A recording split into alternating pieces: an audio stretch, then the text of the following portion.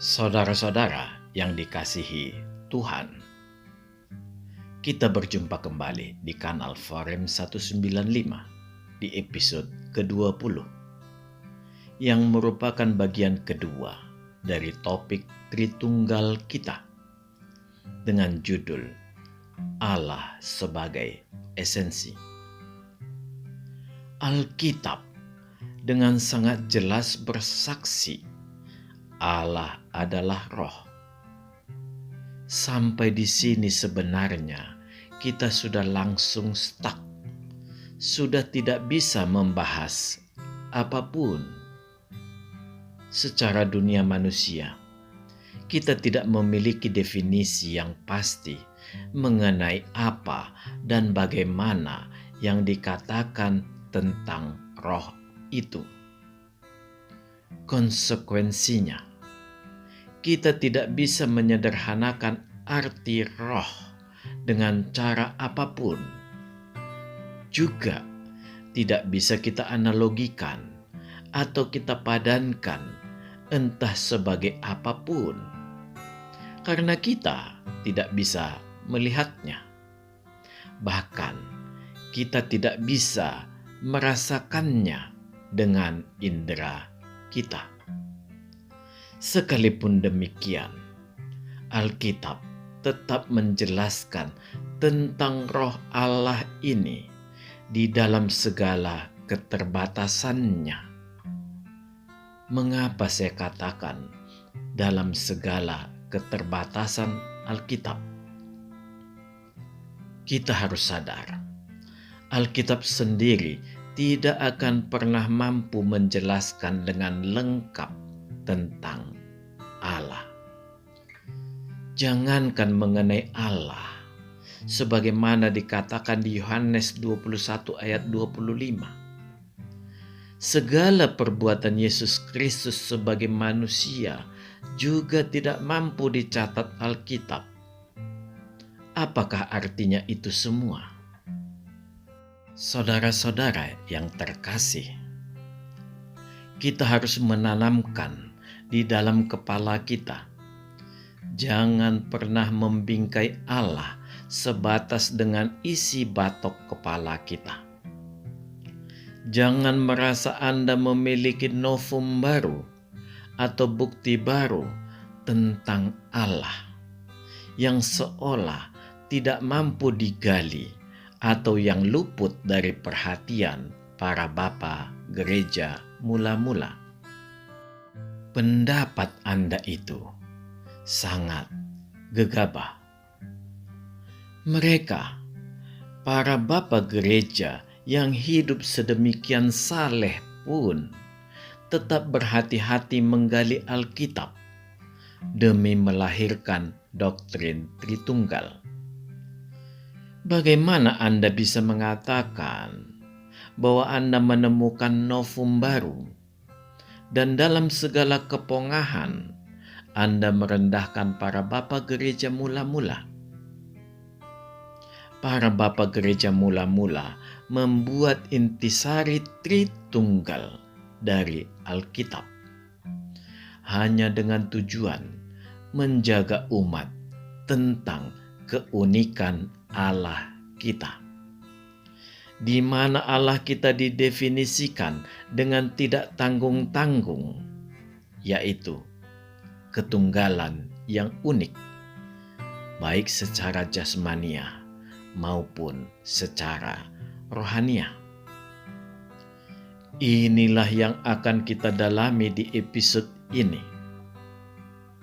Keluarbiasaan Allah dalam konsep Tritunggal tidak dimaksudkan para bapa gereja mula-mula sebagai syarat untuk memasuki sorga Allah.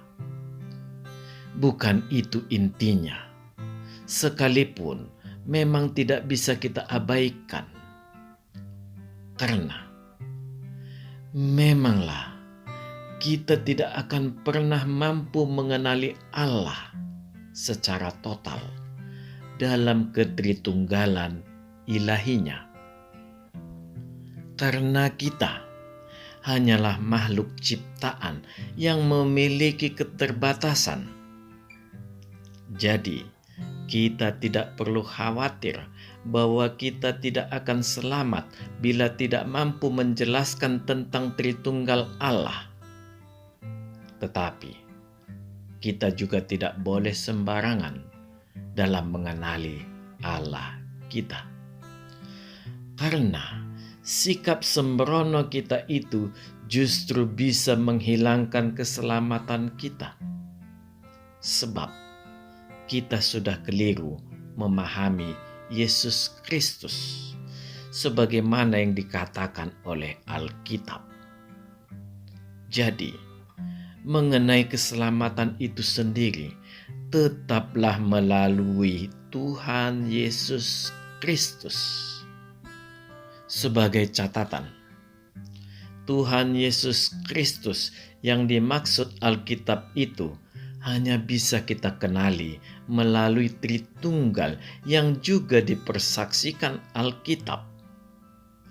Alur pemikiran logisnya harus seperti itu.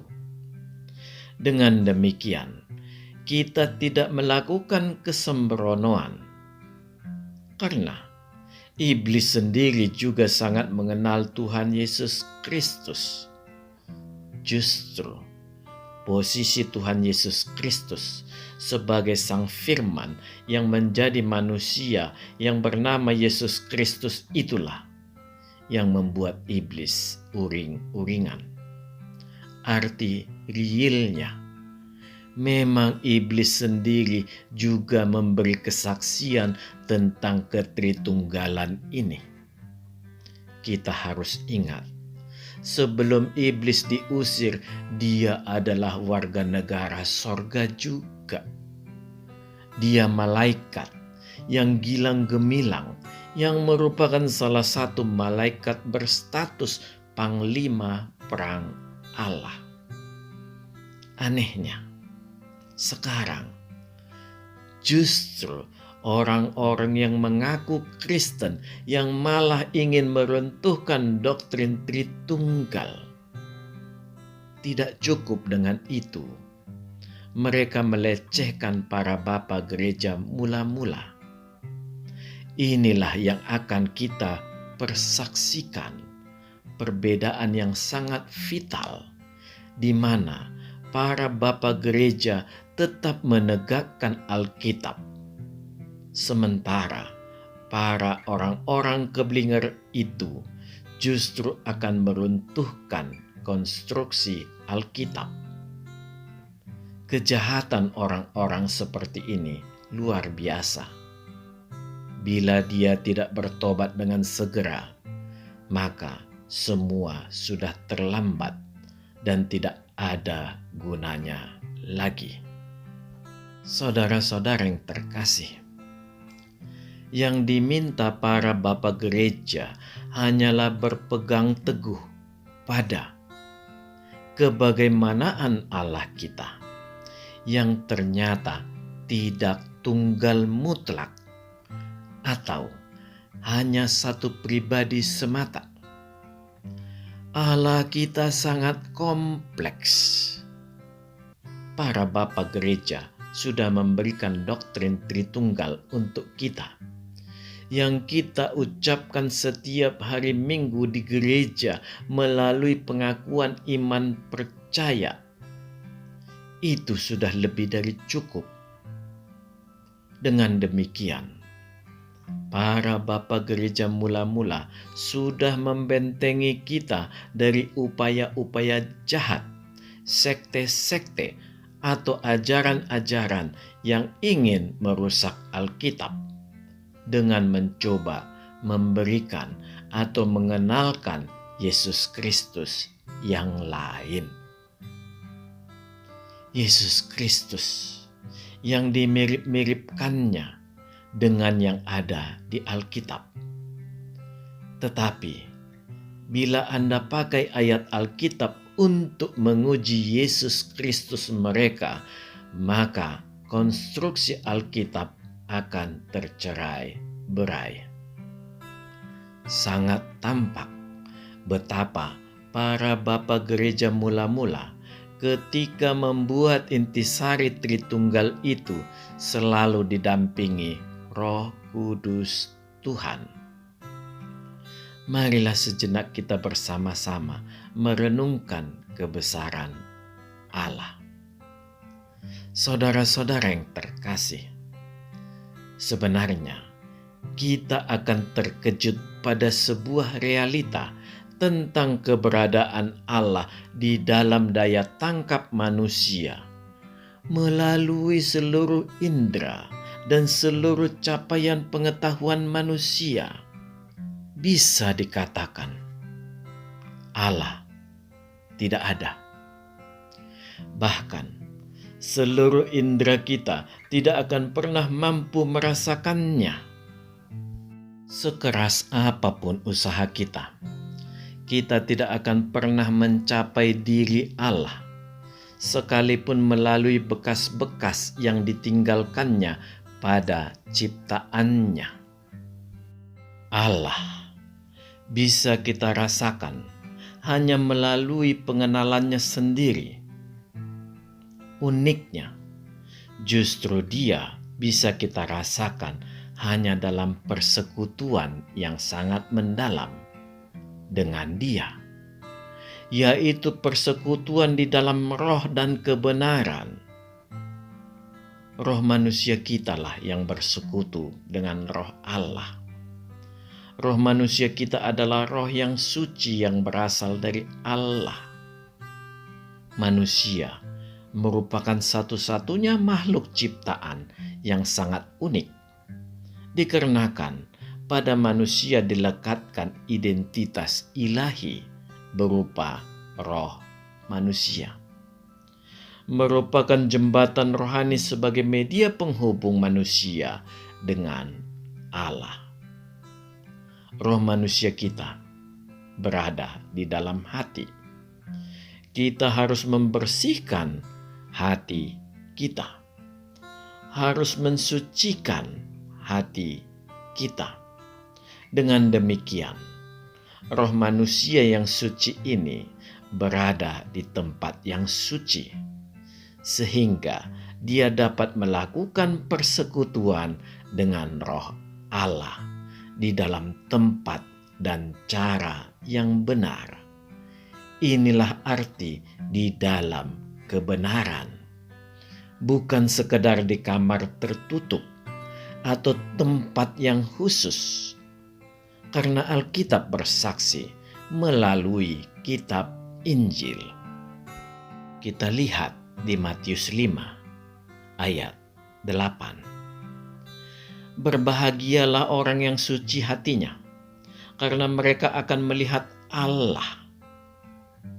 Kita lanjutkan ke Yohanes 4 ayat 24. Allah itu roh, dan barang siapa menyembah Dia harus menyembahnya di dalam roh dan kebenaran. Saudara-saudara yang terkasih, memanglah tidak bisa kita pungkiri secara nyata, melalui persekutuan yang sangat mendalam ditambah segala perbuatannya, ternyata Allah ada. Dia berada pada suatu tempat atau kondisi atau dimensi, atau di suatu tempat yang tidak kita mengerti kebagaimanaannya, di mana seluruh ciptaannya berada di dalam Yesus Kristus. Konsekuensi dari ini, di luar diri Allah adalah dirinya sendiri juga di dalam kemahamuliaannya. Artinya, tidak ada lagi yang berada di luar diri Allah.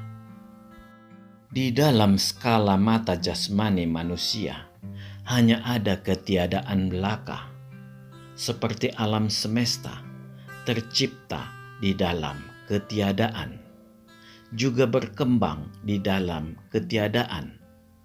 Tidak seperti balon ketika ditiup, mengembang di dalam udara di luar balon yang kita pegang. Alam semesta mengembang di dalam ketiadaan, di sesuatu yang belum ada. Jadi, bukan sekedar kekosongan, tetapi benar-benar tidak ada. Atau minimal di sesuatu kondisi yang tidak kita pahami atau belum kita mengerti. Yang membuat manusia terhenyak membisu, ternyata sesuatu yang belum ada ini atau ketiadaan ini juga tetap berada di dalam Allah. Di dalam peneropongan mata batin, tampaklah betapa tidak terbatasnya hikmat Allah. Terpujilah Allah yang penuh dengan hikmat, kemuliaan. Saudara-saudara yang terkasih, Allah bukanlah materi. Meskipun di dalam kemahakuasaannya, Dia mampu menjadi apapun. Jadi, bila Allah Anda tidak mampu menjadi apapun, maka Allah Anda bukan Allah yang maha kuasa. Sekali lagi saya ulangi, Allah bisa menjadi apapun sepanjang Dia memiliki tujuan dan semua di dalam integritasnya sendiri.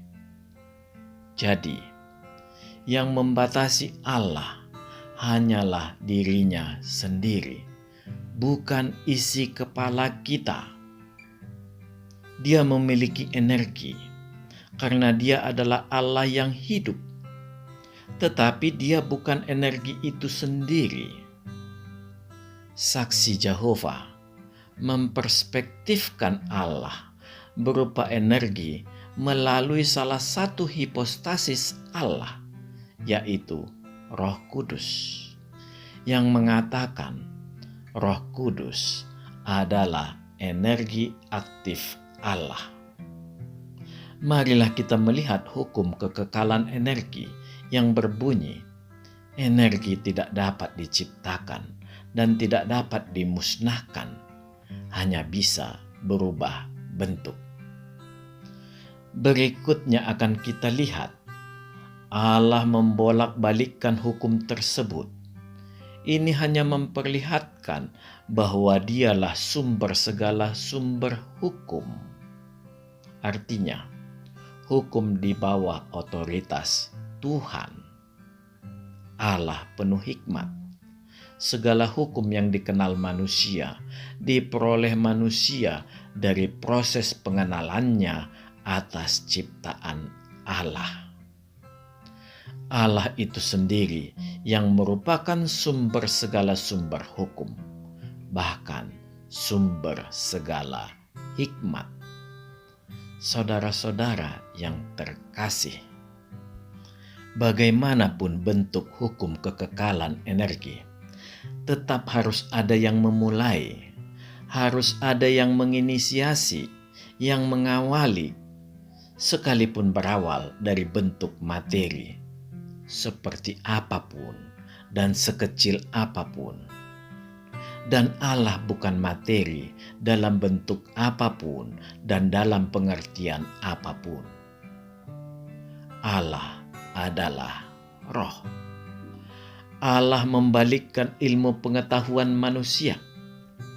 Manusia sudah mengenal hukum materi yang dirubah menjadi energi. Sebagai contoh, bom atom. Di atas seluruh pemahaman manusia, melalui energi, Allah menjadikan materi, menciptakan alam semesta. Apakah manusia bisa melakukannya? Iya. Sekarang ini, teknologi manusia sudah mampu melakukannya. Menciptakan materi melalui energi. Hanya kita lupa satu hal, betapa besar energi yang diperlukan untuk menghasilkan materi tersebut.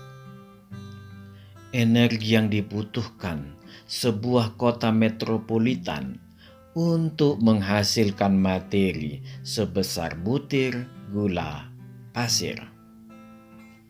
Energi yang diperlukan itu tetaplah dihasilkan dari merubah materi menjadi energi yang kemudian dipakai untuk menghasilkan materi kembali.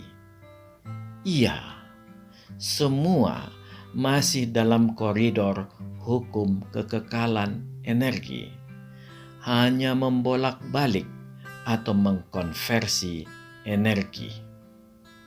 Tidak demikian dengan Allah kita. Dia menciptakan hanya melalui energi berupa firman Allah, firman yang penuh kuasa. Saudara-saudara yang terkasih, bila kita kelak berada di dalam sorga Allah, maka kita hanya merasakan Allah di dalam kemahamuliaannya, berupa sinar yang tidak dapat dihampiri oleh manusia yang berdosa. Kita baru bisa memasuki kemahamuliaannya setelah proses pengudusan oleh Tuhan Yesus Kristus. Kita akan bertemu dengan Allah. Dia diliputi sinar kemuliaannya. Sinar kemuliaannya merupakan bentuk sinar kesucian dirinya yang berasal dari dalam dirinya sendiri. Sinar kemuliaan yang keluar dari dalam diri Allah inilah yang membentuk tubuh roh kemuliaan Allah. Tubuh roh kemuliaan inilah yang bisa kita artikan sebagai, dalam tanda kutip, tubuh jasmania Allah. Ini bukan esensi Allah. Ini bukan hakikat Allah. Ini suatu bentuk ekspresi kedirian Allah yang menunjukkan kemahamuliaannya.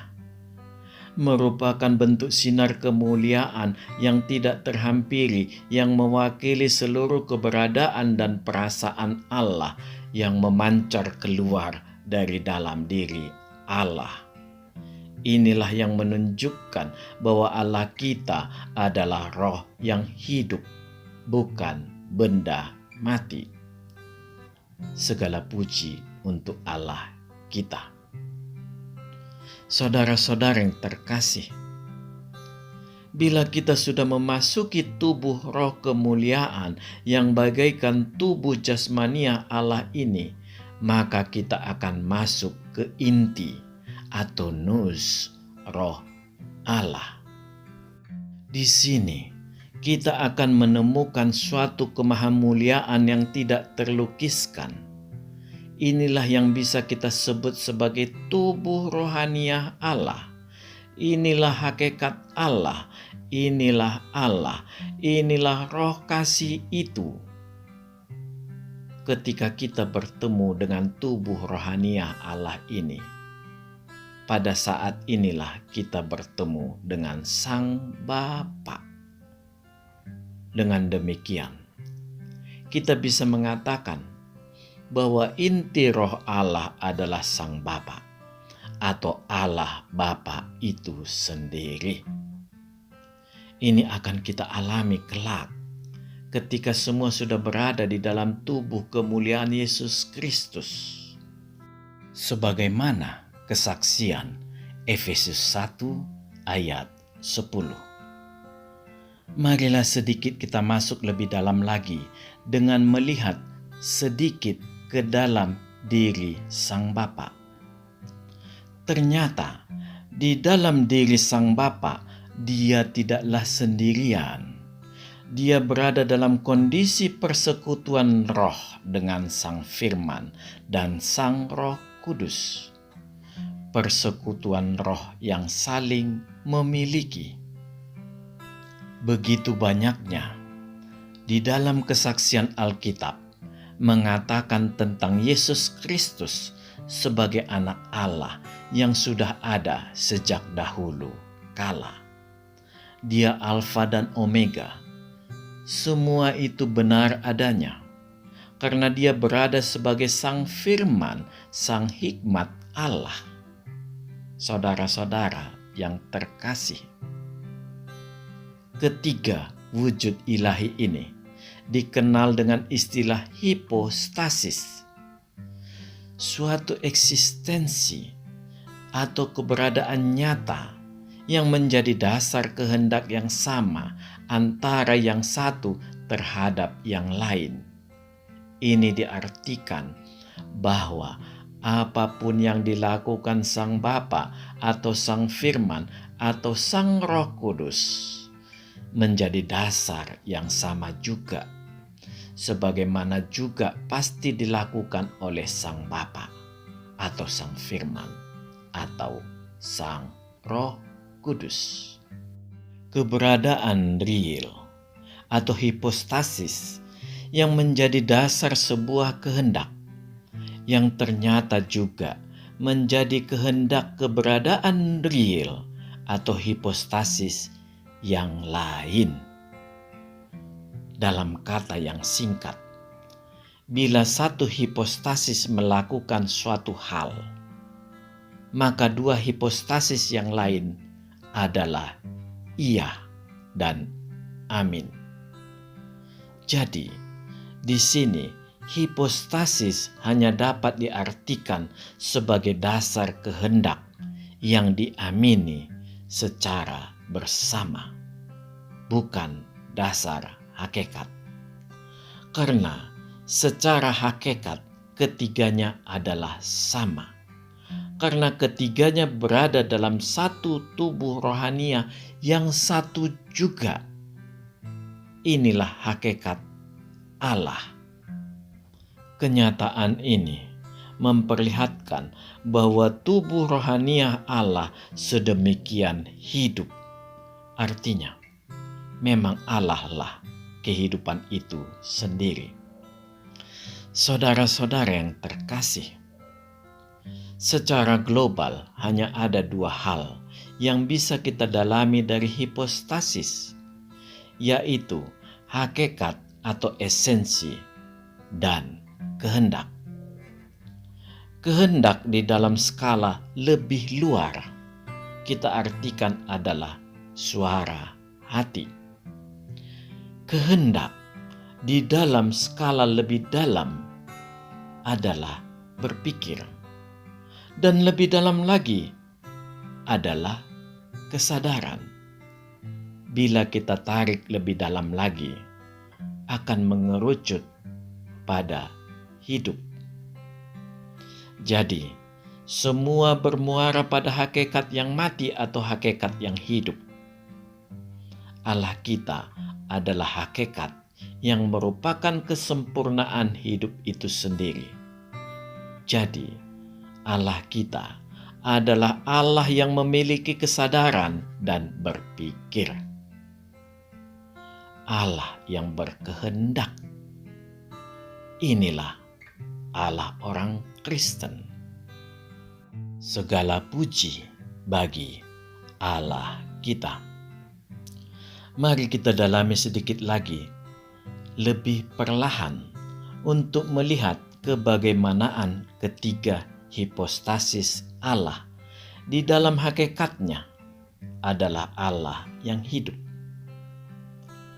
Dia memiliki nafas hidup dan dia bernafas di dalam dan dengan rohnya sendiri. Karena dialah kehidupan itu sendiri. Allah juga memiliki kesadaran berpikir dan berkehendak akan dirinya sendiri. Kesadaran hidup, berpikir, dan berkehendak ini menunjukkan suatu strata puncak bentuk kehidupan, dan tidak ada yang mengawali, karena semua ada di dalam keberadaan dirinya sendiri. Inilah kebagaimanaan Sang Bapa. Saudara-saudara yang terkasih, bila kita melihat Allah Bapa dalam kesadaran pada berpikir dan berkehendak ini, ketika dia melakukannya, tidak bisa lepas dari mengungkapkan dalam bentuk komunikasi di dalam dirinya sendiri. Itulah suara diri Sang Bapa. Suara diri atau suara hati Sang Bapa inilah yang kita kenal sebagai Sang Firman. Jadi, memanglah Sang Firman sangat dekat dengan Sang Bapa. Dia berada di dalam pangkuan Sang Bapa. Dia berada di dalam dekapan Sang Bapa. Sang Firman yang berada di dalam Sang Bapa dan selalu bersama-sama dengan Sang Bapa dan selalu melakukan kehendak Sang Bapa. Sang Firman keluar dari Sang Bapa untuk melakukan segala kehendak Sang Bapa. Disinilah Sang Firman kita kenal sebagai anak Allah. Di dalam melakukan segala kehendak Bapanya, Dia menyandang hipostasis di dalam kediriannya, menjadi dasar kehendak di dalam segala tindakan. Tampaklah di sini bahwa hipostasis tidak bisa diartikan sebagai pribadi seperti halnya manusia. Hipostasis atau pribadi harus diartikan sebagai hipostasis atau pribadi Allah. Artinya, hipostasis atau pribadi yang hidup. Sang Bapa dan Sang Firman ini merupakan suatu rangkaian keberadaan yang saling mengenal dengan sempurna melalui nafas yang juga hidup yang melingkupi Sang Bapa dan Sang Firman. Saudara-saudara yang dikasihi Tuhan, sebelumnya sudah kita bahas tentang Allah yang kita kenal adalah Allah yang baik, suci, kudus. Dalam segala ciptaannya tampak kemahamuliaannya. Dia menciptakan juga kehidupan dalam kemahamuliaannya, karena Dia penguasa hidup yang kudus, sebagaimana Dia juga dihidupi oleh Roh yang kudus. Iya, nafas hidup Allah adalah Roh Kudus. Tampaklah bahwa Sang Bapa selalu disertai Sang Firman dan sekaligus dihidupi oleh Roh Kudus. Roh Allah sendiri yang sekaligus juga menghidupi Roh Kudus. Tampak juga Sang Firman dan Roh Kudus juga berada di dalam Sang Bapa. Dua kenyataan ini memperlihatkan suatu lingkaran atau siklus hidup yang dalam bentuk paling mendasar, sangat asasi. Lingkaran yang penuh, di mana Sang Bapa, Sang Firman, dan Roh Kudus ini berada, memperlihatkan tidak ada yang lebih awal antara yang satu dengan yang lainnya. Suatu bentuk perikoresis ilahi yang sempurna. Amin. Sampai di sini episode ke-20 bagian kedua ini. Kita akan melanjutkannya di episode berikutnya pada bagian ketiga. Tuhan memberkati kita. Marilah kita masuk ke saat teduh sejenak.